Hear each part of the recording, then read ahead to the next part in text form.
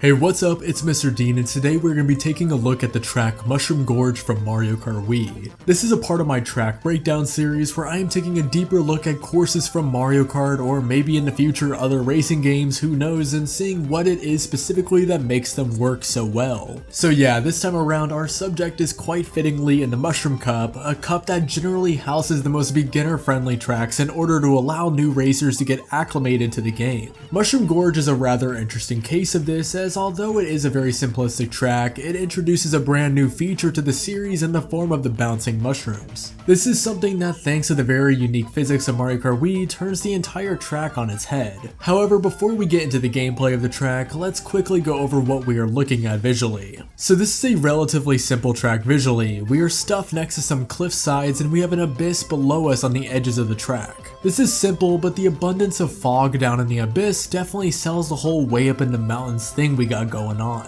Of course, the main set pieces in the track are mushrooms, both the ones that you can actually drive/bounce on as well as the purely decorative ones. And we have a short cave section that flips the color palette on its head and adds a much needed diversion to the otherwise pretty simple visual design. Now all of a sudden we have some small crystal particles in the air and a really cool aura. Now as for the gameplay, like I said at the beginning, this track introduces the concept of bouncy mushrooms to the Mario Kart series. There are two colors, red and green. There are the red ones which bounce you upwards and allow you to get a trick, and the green ones which you can drive on just like normal road. What is interesting is that the mushrooms lend to some rather bizarre effects to the game's physics. For instance, if you trick on a red mushroom and tilt your vehicle upward, you can land on the side of the mountain and ride it upward, so to speak. This doesn't really make the track good or bad on its own or anything, I just think it's really fun to play around with. Also, there is a pretty infamous ultra shortcut that skips the whole track, which is really satisfying to do and watch other people do.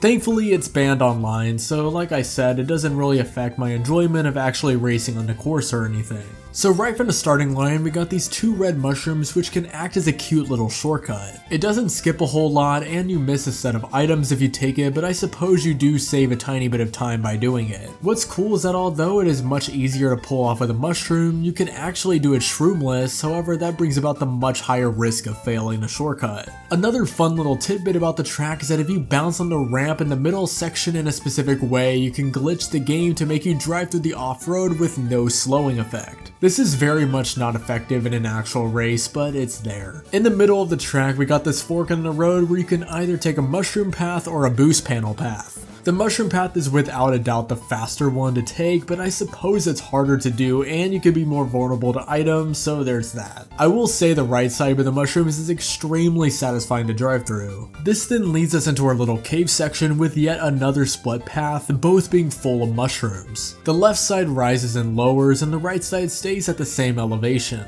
The right side of the cave is once again faster and more prominent in actual races, however I personally find it slightly more hard and more hectic. And there is another potential reason to take the left side of the cave as well. Thanks to the bizarre physics of the mushrooms, you are able to do a wall ride in order to quickly cut through the final turn of the track. Now it should absolutely be noted that this is not easy to do, but you do look badass while getting a last second jump on racers if you do it. Also, you can just go down the right side and jump over the gap like a f***ing loser if you want to. Just kidding, jumping over the gap with a mushroom is the most effective way to do this final shortcut. Now what I love about the shortcut is that, like I said, it cuts the final turn of the track, so it allows you to make this big risk versus reward decision of getting a last second jump on another player at the risk of dropping placements. The shortcut is considerably difficult since you need to precisely time your jump, angle, and boost, and it is not uncommon to get shocked in midair. Also, there is a very small off-road version of the shortcut that allows you to cut a smaller amount of the road without the potential cost of,